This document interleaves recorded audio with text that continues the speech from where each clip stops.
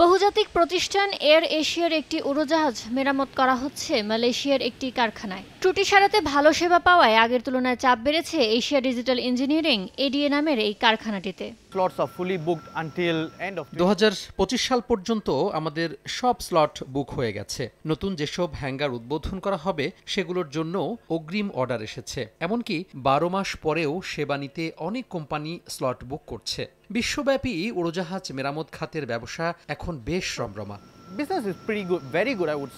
খাত সংশ্লিষ্টরা বলছেন নতুন এয়ারক্রাফট সরবরাহ কমে গেছে, সঙ্গে নির্মাণ পর্যায়ে কাঁচামালের সরবরাহেও সংকট। এছাড়া শ্রমের মূল্য বৃদ্ধির কারণে উড়োজাহাজ মেরামতে জোর দিচ্ছেন মালিকপক্ষ।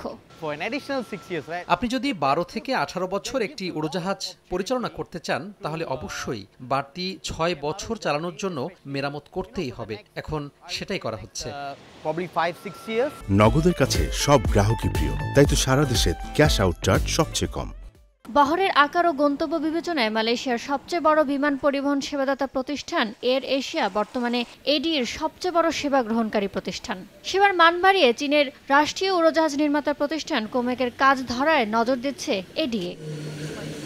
ইয়ানুর শিফাত, সময় সংবাদ।